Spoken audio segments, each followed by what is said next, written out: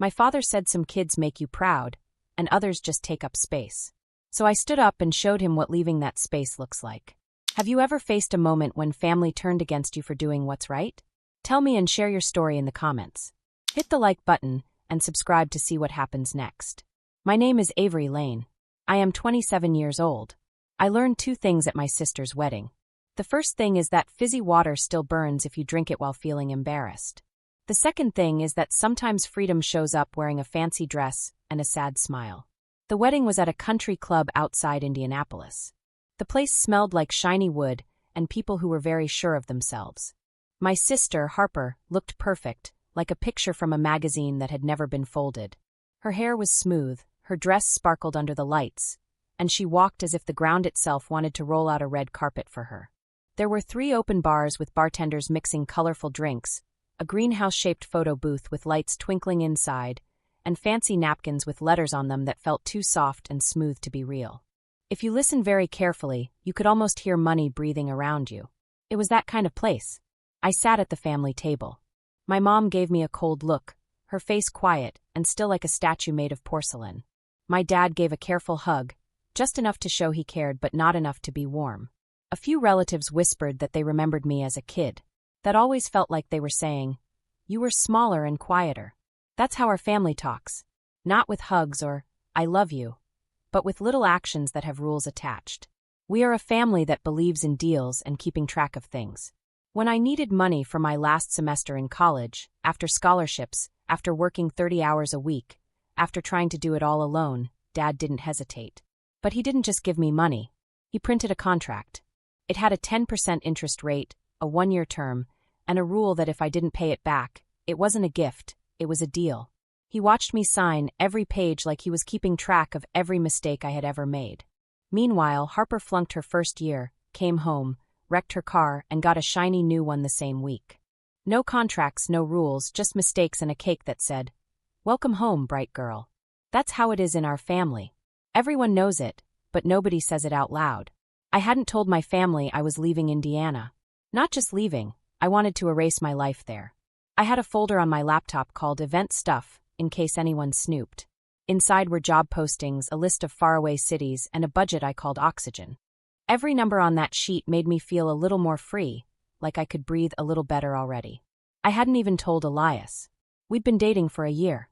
We were good together, the kind of good that feels like remembering a password you made on a nice day. He was working 2 states away that weekend, sending me photos of undercooked chicken at his motel and asking if I had eaten. His ex, Clara, still floated around, polite and sweet, remembering anniversaries that weren't hers. I told myself she was just background noise. Dinner was almost over when Dad stood up and tapped a fork on his glass. Everyone got quiet, like someone pulled a blanket over the room. He started nice, like they always do.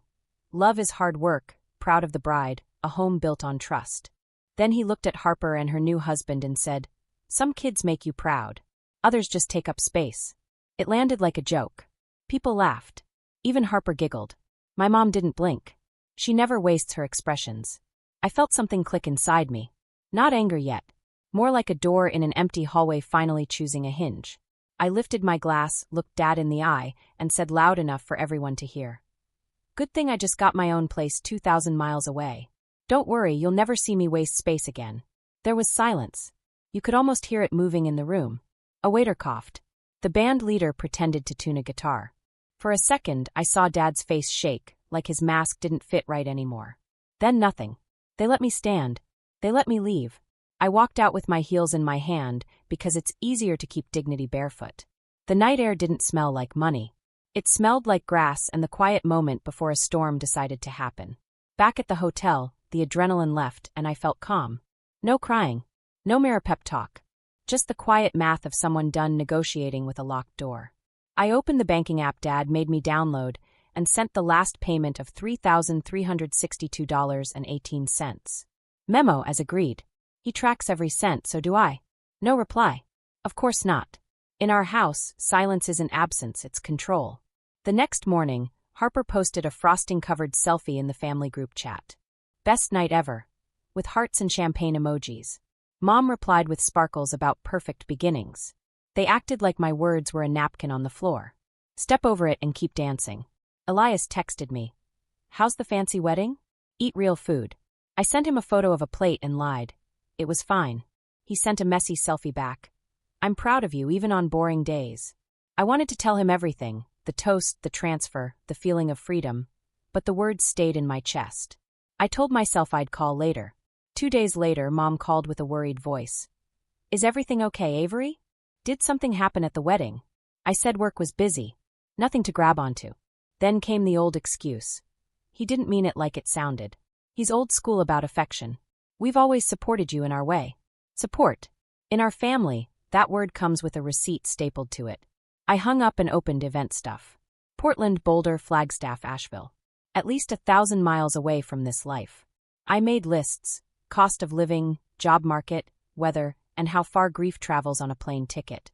I started selling things under a fake name, books, a blender that only ever made apology smoothies. Every passive-aggressive comment from Mom, $50 into the escape fund. Every jab from Dad, $100. I turned leaving into math, and the numbers liked me back. On the surface, I did normal daughter things. I answered texts. I showed up. I laughed at stories that never happened. But I wasn't really there.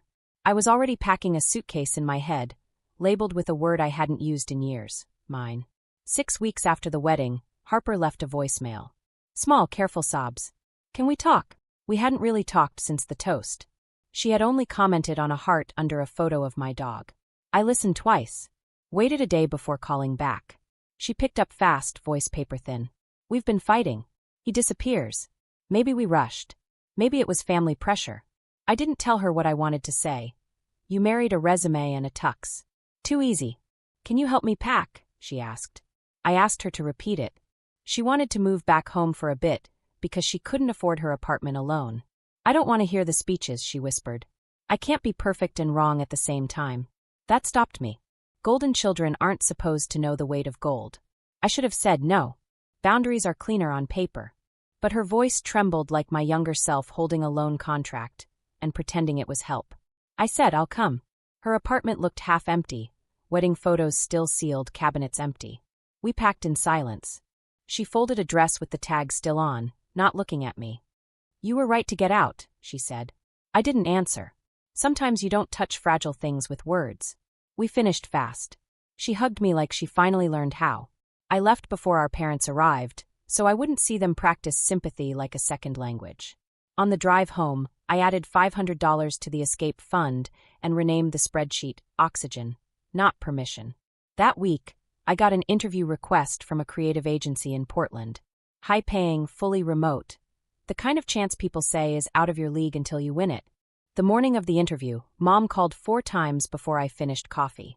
My stomach flipped. I turned the phone off. The interview felt like a room with windows. They read my work.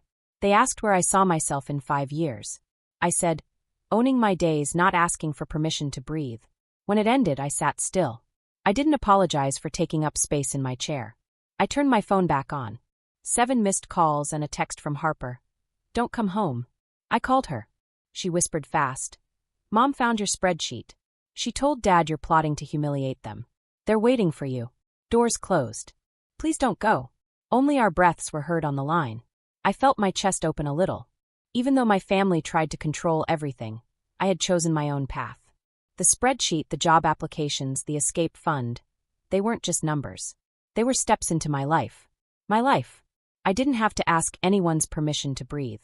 That night, I pulled a suitcase from the closet and put it open on the floor. I didn't pack much. Just a few things I really needed. Some good jeans that fit me well, 3 shirts that made me look tidy, and boots that made me feel braver. I left the suitcase open like a little promise to myself. I wasn't going to argue anymore. I wasn't going to fight loud. I was going to leave so cleanly that no one could stop me or make me feel bad.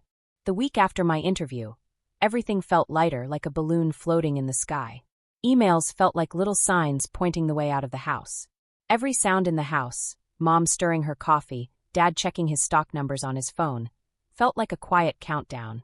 I kept the suitcase half open in my bedroom, tucked under a pile of folded sweaters, just in case anyone peeked inside. 5 weeks, that's all I needed. 5 weeks and I would be gone. Every day I had a little secret plan. Mornings were for coffee and looking at job postings while pretending to scroll social media. It was like keeping up appearances.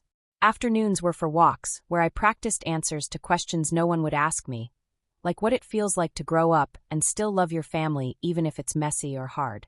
Evenings were for selling things online, old books, clothes, anything that had been chosen to make someone else happy instead of me. I put the money in a hidden bank account. Watching it grow felt like a small kind of magic, like breathing air that was mine alone. Meanwhile, my family group chat stayed loud. Wedding pictures, dinner plans, Mom's little quotes about forgiveness.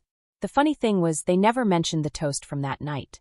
The silence about it was like they were painting over the truth. I felt like I was living in two different worlds, one that existed for me and one that existed for everyone else. One night, while I was looking at apartments in Portland, my phone buzzed. Elias had texted me. "The interview went well," he wrote. I typed back, "Better than I thought." Then he asked, "So Portland?" I hesitated. We hadn't really talked about what that meant. Elias was practical, careful, the kind of person who measures twice and checks again. He had moved 2 states away for work months ago, and we were both pretending the distance was romantic instead of lonely. "It's just one offer," I said. "Nothing is official yet. You've been planning this for a while, haven't you?" Elias asked. That stopped me. The guilt of keeping secrets hummed inside me like a quiet alarm. I wanted to tell him everything. The escape plan, the years of feeling like the family scapegoat, the little spreadsheet I kept with my plans. But I said the safe thing instead. "I just need a change," I told him. He sighed softly. "Avery, you don't owe them explanations, but you also don't have to carry the whole family on your back." His words were kind, but they hurt a little. I wasn't leaving to be mean. I was leaving to stay safe and to grow. After we hung up, a message popped up from a number I didn't know. It was Clara. "Hey, hope this isn't weird. Elias said you had a big interview. Congrats. Portland suits you." I stared at it. She wasn't supposed to know. He must have mentioned it. Her text felt like someone standing too close to your window. I typed and deleted 5 replies before choosing silence. Some people don't need an answer at all. The next morning, Harper called. She had moved back in with Mom and Dad. "Temporarily," she said. That word sounded strange, like someone whistling in a quiet, empty hallway. "They're acting like everything's fine," she whispered. Mom kept making casseroles like it would fix everything. Dad asked if I had learned my lesson. I didn't know what lesson he meant. "Control," I said quietly. "That's all they ever teach in their way." She laughed softly. "You make it sound so simple." "It is simple, just not easy." We talked for an hour. She told me her husband hadn't called, and she didn't know if she wanted him to. I didn't give advice. I just listened. For the first time in years, we could be quiet together without it being awkward. Before hanging up, she said softly, "I used to think you left because you hated us." "No," I said. "I left because I was disappearing." That night, I wrote it in my journal, so I would remember why having boundaries doesn't make you mean. 3 days later, I got an email from the creative agency. The subject line said, "Final interview confirmation." It was really happening. My heart beat fast. I had made it this far without anyone noticing. Then Mom knocked on my door. Her voice was syrupy sweet. "Dinner's ready, honey. Your sister made lasagna." I almost laughed. Harper had never cooked a full meal before. Downstairs, everything looked normal. The table was set for 4, the air conditioner hummed, Mom poured wine like she was in a commercial. Dad scrolled on his phone. Harper smiled nervously. I sat down and waited. Dad spoke first, eyes on his screen. "I heard from your cousin Zoe," she said. "You're applying out west." My fork froze.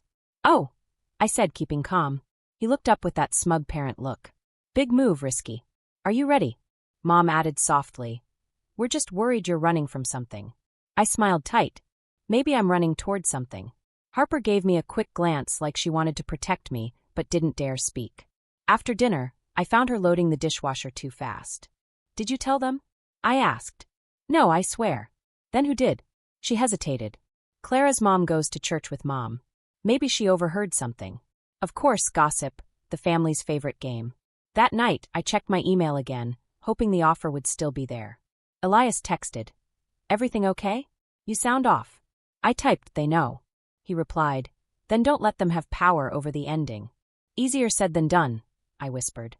2 days later, I woke up to a message from Mom. "We're proud of you, Avery. Just remember, family is forever. Don't make choices you can't undo." It read like a Hallmark card dipped in warning. I realized she wasn't trying to stop me. She wanted credit for letting me go. So I made a list: close old accounts, transfer savings, ship boxes to a friend in Portland, change my number, say goodbye to no one. Each task felt like peeling off borrowed skin. That evening, Harper texted again. "Mom's acting weird. Please be careful." By then, being weird was normal for our family. But something in her words made me pause. The morning of my final interview, the sky was gray, like the world was holding its breath. I sat at my desk, laptop open, hair tied back neatly. Before logging in, I looked at my reflection. Same face, different heartbeat. I whispered, "Don't shake. Don't shrink. You belong here." The interview began. 3 people from the creative agency smiled from neat little squares on the screen. They asked about leadership, problem-solving, and creative thinking. But one question stayed with me. Where do you see yourself in 5 years? My old instinct was to shrink, to give a safe answer. But something inside refused. In a place where I didn't have to apologize for being me, I said the truth. They nodded, impressed. For once, silence didn't feel like judgment. It felt like space was being made. When the call ended, I sat still. No yelling, no one waiting to correct me. Just quiet. Mine. Then my phone lit up. 4 missed calls, all Mom. Another text: "Avery, call me. It's urgent. Don't ignore this." I ignored it. I wasn't falling for the old trick, using urgent like a leash. But when the calls kept coming, 7 in total, I finally opened my messages. "Harper, don't come home." My chest tightened. I called immediately. She whispered, "Mom found your spreadsheet, the list of cities, the escape plan. She told Dad you were plotting to embarrass them." Harper continued, "They went through your laptop while you were downstairs, saying they were just checking the battery." I pressed my hand to my forehead. That old violation burned like déjà vu. Harper said, "They're furious. They want you to come home for a talk. Dad is pacing. Mom is crying. Avery, don't. They're waiting for you." Doors closed. No one else was there. That last line hit me hard. My parents always preferred private punishments. Easier to rewrite history without witnesses. "Thank you," I said quietly. "Be careful," she whispered. Then the line went dead. I spent the rest of the day in limbo. I couldn't work, couldn't eat. I just sat there, refreshing my inbox every few minutes, waiting for the email that would change everything. At 4:07 in the afternoon, a message came to my email. The subject said, "Offer, creative strategist job, Portland office." My eyes blurred a little before I could read the whole message. I could hardly believe it. It was a real job offer. I could work from home if I wanted. I would get a full salary. I would even get health benefits. It was the kind of safe, steady life my parents always said was very important. I felt a strange mix of excitement and fear. I forwarded the email to myself twice, just to make sure it was really there and not a dream. I stood up and started pacing the room. My heart was beating fast. I wanted to call Elias first. He would understand me. He always did. I dialed his number. He picked up on the second ring. "So, I got it," I said. Elias laughed. It was a happy, proud laugh that made me feel safe. "I knew you would," he said. "I'm proud of you, Avery. You earned this." I smiled. "Thank you," I said quietly. Then his voice became a little serious. "Your mom called me this morning," he said. "She said she was worried about you. She said you were acting strange and spending a lot of time alone. She also mentioned Portland." My stomach felt heavy. "So you knew?" I asked. "I wanted to hear it from you," he said carefully. "Why didn't you tell me sooner?" I thought to myself, every time I've told someone my plans, it turns into a fight or argument. I didn't want that. I said out loud. I needed to make sure it was real before I let anyone else know. Elias was quiet for a moment. Then he said softly, "I get that." Before I could breathe out, another message came. It was from Clara. "Congrats on Portland, Avery. That's huge. Just remember, long distance is hard." I learned the messy way. I didn't reply. Not because I thought I was better than her. I just finally understood that sometimes silence is stronger than answering. By night, I was in full getting ready to leave mode. I deleted old event folders from my computer. I cleared my internet history. I backed up all my important files onto a USB drive. I would hide it in my suitcase. My room looked very clean and empty, almost like a model home for someone else. Every few minutes, I looked at my half-packed suitcase. It was quiet, waiting patiently, ready for me to use it. Then there was a soft knock on my door. 3 light taps. Not my mom. It was Harper. Her eyes were red, but she looked steady. They think you're still asleep, she whispered. You shouldn't be here. I need to see you before you go. Her voice shook a little at the end. I wanted to hug her. But hugs in my family could be turned into weapons later. People would use them against you in arguments. So I just said, I'll call when I'm safe. She nodded. Elias called earlier. He asked if you needed a place to stay. Mom overheard. She told Dad you were planning to run away with him. I laughed bitterly. They make everything sound like a big drama, instead of someone trying to survive. Harper took a shaky breath. They're angry because they don't control your story anymore, she said. Her words were quiet, but they felt very true. I can handle anger, I said. I just can't handle pretending it's love. She smiled sadly. Then don't, she said. Before she left, she reached into her pocket and gave me a folded note. Open this after you leave, she said. I put it in my bag without reading it. I didn't want to risk breaking my courage. At midnight, the house was very quiet except for the old clock ticking in the hallway. I checked my phone one last time. Mom, come home, Avery. We can talk like adults. Dad, don't make a mistake you can't fix. Their words used to feel powerful. Now they just sounded scared. I turned off my phone and stared at my open suitcase. Inside was everything I needed. 2 pairs of jeans, my laptop, the USB, and a small notebook called Next Chapter. I zipped it shut. My hands trembled a little. Some goodbyes are loud and messy. Mine would be quiet. A closed door and a taxi waiting at dawn. I woke up before sunrise. The house was quiet except for the old fridge humming in the kitchen. The air was cold and fresh, like it was telling me everything was about to change. I didn't take much. 1 suitcase, a backpack, and Harper's note still folded. The rest of my room looked untouched, like I had just stepped out for a moment. Maybe that's how I wanted them to remember me. Neat, empty, and leaving questions behind. I slipped out the side door, the same one I used to sneak out when I was a teenager. Quiet was the only way I could be rebellious back then. The taxi waited quietly at the curb. I looked back once, not at the house but at my bedroom window. I whispered, "That's all you get." The driver didn't ask questions. We drove in silence. The streets were empty, and the world seemed half asleep. It felt symbolic, like no one would notice I was gone until I was already far away. At the airport, I found a corner seat by the window. Finally, I opened Harper's note. "Avery, if you're reading this, you actually did it. I'm proud of you, even if Mom says I shouldn't be. Don't come back for me. I'll find my own way out. Love, Kels." The paper shook in my hands, but it wasn't because of fear or guilt. It was because she understood. I folded it carefully and put it in my journal. I didn't need to save the whole family. I just needed to stop drowning with them. 2 hours later, Elias called. "Hey," he said softly. "Are you okay?" "I'm at the airport," I said. "You didn't tell me you were leaving today," he said. "It wasn't safe to wait," I said. There was a pause. "Do you want me to come to Portland?" he asked. I wanted to say yes, but I needed to prove I could start somewhere new on my own. "Not yet," I said. "Let me start alone." "Okay," he whispered. "But I'll always be here." That word, always, felt like a gentle promise, not a chain. When we hung up, another message came from Clara. "He deserves honesty. Don't hurt him like you hurt them." I didn't reply. I deleted it and blocked her number. I didn't need extra drama while leaving my old life behind. I landed in Portland just before noon. Rain fell softly, like the sky was saying sorry. The air smelled different. Wet trees, coffee, and the chance to make new mistakes. The apartment I rented was small. 1 bedroom, cracked tiles, and a view of a parking lot. But it was mine. The silence here was different. Not sharp or mean, just calm. That first night, I unpacked slowly. Jean's laptop notebook.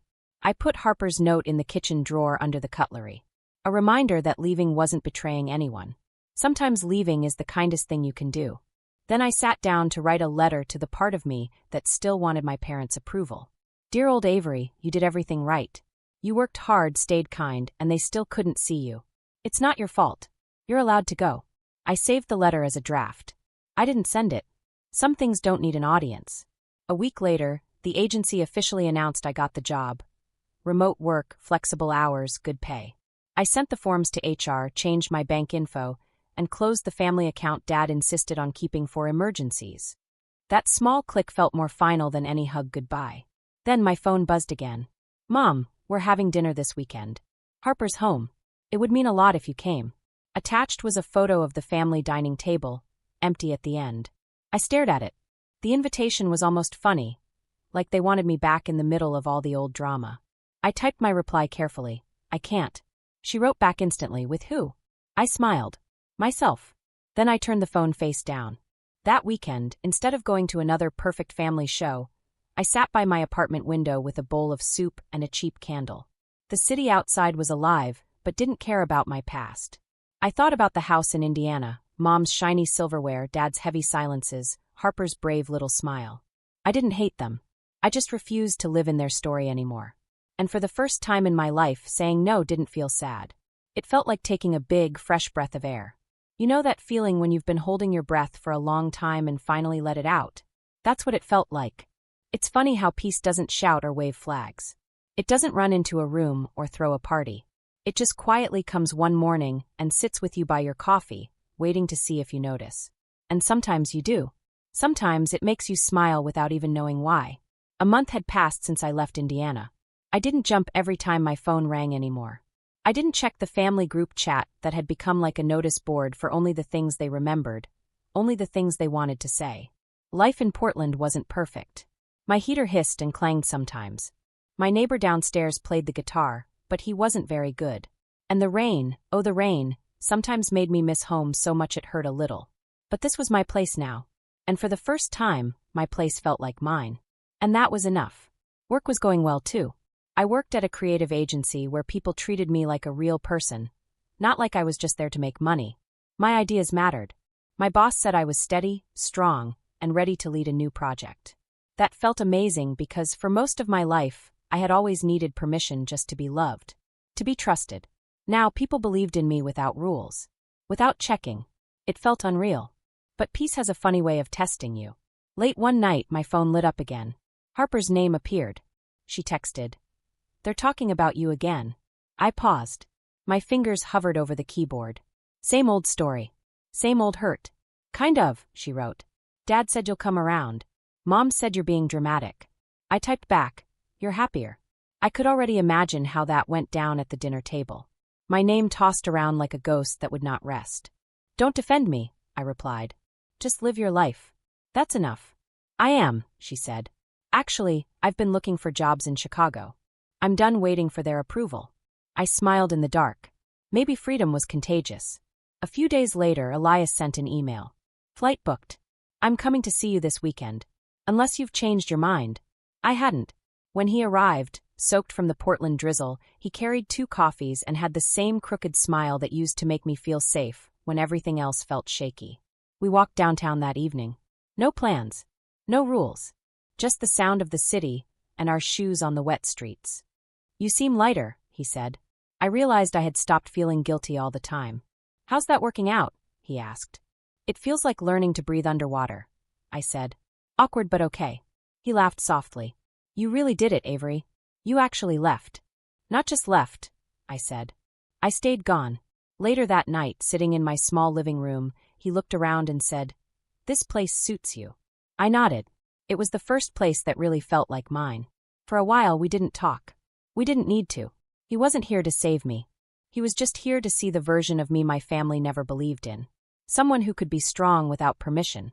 Before he left, he handed me a small envelope. "Clara wanted me to give you this," he said carefully. I raised an eyebrow. "Seriously?" "She apologized," he said. Said she was out of line. Said she envies your courage." I didn't open it. I just dropped it into the trash. Some stories don't need an ending. Weeks went by. The rain softened. I fell into a rhythm. Work, walks, cheap takeout, therapy on Thursdays. Sometimes I thought about my old room at home. I wondered if my mom went in and noticed my suitcase was gone, or if my dad checked the family account and saw it was closed. But I didn't need answers anymore. I had made my peace. Then one Sunday morning, I received a voicemail. Harper again. Her voice was calm this time, not sad or crying. "Hey, Nance," she said. "Just wanted to say I got the job. Chicago." Mom cried, but I think it was more about losing control than missing me. "Anyway, I wouldn't have done it if I hadn't watched you first. You were right. Leaving isn't mean. It's how we stop pretending. Love you." I listened twice. The second time, I didn't cry. I just smiled and whispered, "I love you too." Then I opened my window. The air smelled like rain and rosemary from the neighbor's balcony. Somewhere far away, a train horn blew. Before, That sound used to mean I needed to escape. Now it just sounded like life going on. I made coffee, sat by the window, and looked at the quiet street below. I realized this was the last part. Not a fight, not revenge, not a big return. Just this, no fear. Just living. That's the part they'll never understand. You can't argue with someone who's no longer playing the game. You can't make someone feel guilty who has already found peace. So if they ever ask where I went, tell them this. I didn't run away. I didn't hide. I just stepped out of their story and started writing my own. I spent my mornings walking in the soft rain, smelling the wet leaves, listening to the city waking up. I spent my afternoons at work, sharing my ideas, seeing them come to life, and feeling proud without needing anyone's approval. I spent my evenings cooking cheap dinners, listening to music, and reading books that made me laugh or think. I even started drawing a little, something I hadn't done since I was a kid. Sometimes I think about the old days, about the heavy dinners, about the words that made me feel small, about the times I signed up for love instead of waiting to be chosen. But those days were behind me now. They didn't hurt me anymore. They were just stories I had lived. Stories that no longer controlled me. And slowly, the quiet life I had built became mine. Really mine. Every sound, every smell, every little thing was mine. And for the first time, I didn't want more. I just wanted to keep living this life, in my own way, at my own pace. And that's how it is now. Peace doesn't come with fireworks. It comes quietly. Like rain. Like rosemary in the wind. Like a friend's crooked smile. Like a train horn in the distance. Peace comes when you're ready. And when it comes, it stays if you let it. I didn't need to run. I didn't need to fight. I didn't need to prove anything. I just stepped out of the story that wasn't mine and started writing my own. And it felt like breathing. Like coming home.